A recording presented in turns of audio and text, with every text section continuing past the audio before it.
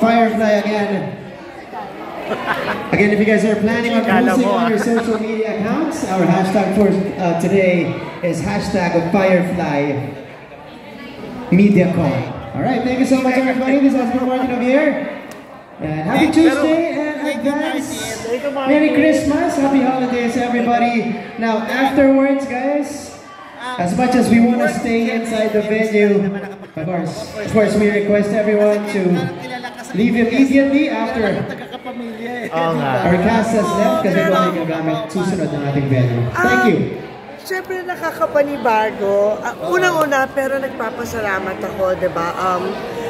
Nakakapanibago kasi for the past a decade, halos lahat ng ginagawa kong trabaho sa ABS, diba? Yung independent, yung ganyan. Pero hindi ito yung una ko with GMA Films. Pero nagpapasalamat ako. You know, I feel really grateful na napasama ako sa pelikula kasi for one nga, ang ganda-ganda ng script na sinabi ko yung kay Direk Zig. Nagpapasalamat ako kay Direk Zig Dulay kasi he was the first one who invited me talaga eh. Pero hindi mo first with Direk Zig? Hindi mo first time ko. Pero kasi magkaibigan, tapos nagkikita, tapos pareho ng ginagalawan, diba? Sa mga independent films, yung gano'n. Alam niyang malaki respeto ko sa kanya bilang filmmaker, yung gano'n. So, diba, may mga gano'n na sana magkatrabaho tayo. So, nagpapasalamat ako na binigyan niya ako ng pagkakataon. Katulad na nasabi ko, my role is not... support. Oo, sobrang support. Ay, sorry. Tumatumba naman si Miss Pare. Ayan. Ayun, natumba ka pa eh. Hindi, nagpapasalamat ako na yun nga sinama ko. Hindi nga ganun kalaki, di ba? It's a support role, pero halos lahat naman doon support role. Oo, halos lahat naman. Tsaka, oo, exactly. Yung bata, ang pinaka-lead talaga. Hindi, tsaka it doesn't matter to me. I mean, ang importante sa akin, lagi ko naman sinasabi, pag tumatanggap ako ng proyekto, yung script, director, yung mga makakasama ko, yung role ko. So, I'm just so happy and so grateful. Nagpapasalamat ako kay Direk Zig Dulay at saka sa GMA Public Affairs for having me and for welcoming me. Yun nga, taga-GMA ang mga nakakatrabaho. Parang... Nalibago ka ba? Or may saan ba na-invite ka rin na, soap ka naman sa amin? Oo naman. Actor naman tayo, di ba? Gano'n naman ang artista, di ba? Kahit saan pwede. Especially now, di ba? Lalo na ngayon, di ba? Oo, lalo na ngayon. I mean, everybody's collaborating, everybody's just working. Siyempre, bumabawi pa tayo sa pandemya. So, kung saan may project, di ba? Kung saan meron, doon tayo. Pero kumusta yung experience? Sobrang maalaga, sobrang welcoming, you know, they're very warm. So, sobrang ako nagpapasalamat. Nung una lang, syempre nakakapanibago kasi hindi ko kanila masyado yung mga tao. Naman, understandable naman. Di ba, lalo na ako, when I work, syempre you establish a relationship, parang pamilya na yan. Sa tinagal-tagal ko dun sa ABS, diba? Syempre parang talagang pamilya na. Syempre when I work na with tapos GMA Public Affairs, diba? So parang talagang, oh my God, wala ako masyadong kilala, pero they're so warm, they're so welcoming, and they really took care of us. So, ang sarap. So if ever nga, sige ko na ito para kasi ilang beses na ito nakatrabaho si Ronaldo Valdez. So, ano yung kamusta ka ngayon after this demise? Ayan! Oo. Actually, hindi pa ako nagpo-post. If there are any senior actors na medyo, I can say that, I got kind of close with, isa si Tito Rondon. Hindi pa ako nagpo-post kasi, parang diba?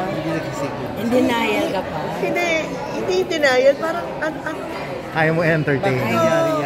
Oo, parang, tsaka anong sasabihin ko, yung gano'n, di ba para makapag-post lang, yung pinag-uusapan namin madalas, diba, sa mga co-actors. Ngayon, lalo na pag senior actor, ang hirap-hirap na, parang wala ka nang mahanap na, na sino papalit. So sabi nga, so napag-usapan yun, recently lang, parang sabi namin, katulad with the likes of Tito Ron. Sino? Diba? Ang konti na lang nila. Kami sa mga kaibigan natin sa media, we have to vacate to yung venue na schedule right after us. So, okay na po, let's start, ano na po, kailan mo siya uling nakatrabaho? Pasensya na po. Matagal na. So, pero anong tawag dito? Pero alam mo, every time na nagkikita, kasi kahit wala sa trabaho, di ba? Pag nagkikita sa events, alam mo so, yun, na sobrang nalulungkot na ako. Eddie Garcia. Oo. Actually, si Tita Tino, hindi na rin nakaka-work. Yes. Tama yung opinion ni Pai. Diba, Parang Tito wala Ron, na. yung gwapo rin, may Gumburza, si Dante Rivera. Tito Dante. Di ba yan yung mga sino pa ngayon? Hindi yun nga, pinag-usapan namin pa kasi after nasa kanila, parang nag-exit na yung mga talagang senior stars. Parang nag-elevate din kayo. Parang kayo na bang maglulola, kayo na kayo mag-ano. Tanggap po na rin yun, gano'n. Wala na may ibang pupuntahan, di ba? So wala na may ibang pupuntahan. Talagang magmamature. Tapos yung mga batang, di ba yung mga bata na actors, who plays mother roles, like Alexandra, kung tutusin, bata pa siya, diba, to play a mother role. Pero nagma-mother role na siya. So ano pang i-expect mo sa age ko? She's what? In her 30s? I'm in my 50s? Talagang aakyat. Diba? Pero, I think, yung sa batch namin, marami pa eh. Marami pa kayo. Yung sa batch... Mas marami pang may Oo, yung sa batch nila, Tita Gina, Tito Ron, diba? Yun ang medyo Tito Eddie, diba? Tito Dante. Paano na? Sa lalaki yung medyo wala. Sa babae, medyo marami pa rin. Sa lalaki, ang talaga, kahit sa leading men ngayon, diba? Nasa age sa 40s, 50s, ang konti-konti, sino lang? Tonton, Ariel, diba? Ang konti. Umiikot na lang sa kanila nga. Kanila lang ako last 2 questions na lang kasi Kasi papatay na tayo ng ilaw. Hindi, hanggang 5 nga lang daw sila. Kasi mother ang diba? Ikaw, ano yung hindi dala mo na aral sa iyo ng mom na sinishare mo rin sa anak mo? Dito kasi, basta when you watch the film, diba, may parang iniwan aral yung mom. Diba? May aral na tinuturo talaga yung mom sa anak niya. Sa akin, yung buntot mo, hila mo. Whatever you do, pananagutan mo yan, responsibility mo yan. And then, yun, diba, buntot mo, hila mo. Parang pananagutan mo yan, cargo mo yan, responsibilidad mo yan, accountability mo yan, decision mo, behavior mo, actions mo, lahat. So, yun yung sa akin. Dala ng anak mo yun. Lagi ko rin sinasabi yun. Kasi parang sa akin, it encompasses everything. Diba, yung integrity mo sa human being, yung empathy mo, yung kindness mo, lahat yun, lahat ng actions mo, lahat ng magiging decision mo, diba, iyo yun. Hindi mo pwedeng i-blame sa iba, ipasa sa iba, iyo yun. Ako na lang, I hope you don't mind, malamig bang Pasko? Yung nga rin ang tanong ko, kumusta ang Pasko mo? Totoo bang malamig ang Pasko? Uy, malamig ang panahon Pero yan, malutong ang tawa mo. Pero masaya ka. Ba't ang lutong ng tawa pero hindi sinasagot? Oo. So hindi, kumusta Pasko? Happy ka. Happy naman ang puso mo ngayon. Siguro di ba sa edad kong to ngayon, I cannot depend my happiness anymore on somebody else. Diba? Besides, dapat din buo ako or whatever, or kumpleto ako kung magmamahal ako. Diba? Parang gano'n. Ulit. Okay. Kami nagdugtang ulit.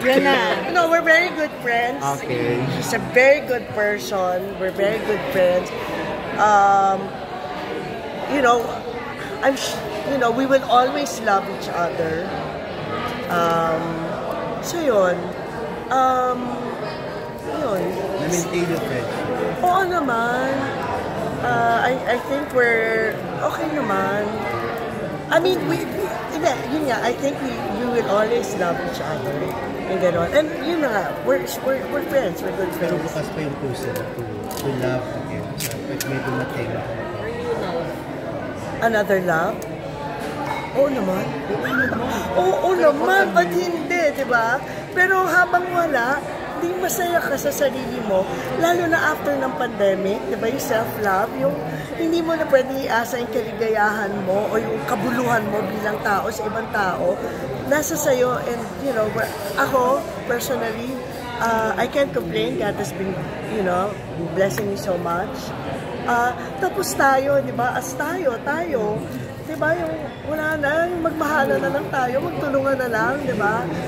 We've learned so much from the pandemic. So ngayon, may partner o wala, ayan na, may partner o wala, okay lang, di ba?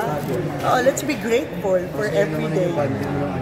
Oo naman. Oo naman. Pero naging madali ba yung proseso ng moving on? Siyempre hindi rin, di ba? Pero ngayon, move on na. Oo. Okay ka. Kasi the last, nung nag-interview tayo, parang ang tanong namin yung kasal, di ba? Ngayon. Ay, okay lang yun. Part na lang. Tsaka naging masaya ka naman talaga. Palayas na tayo. Ayan, thank you very much, Paya. Salamat.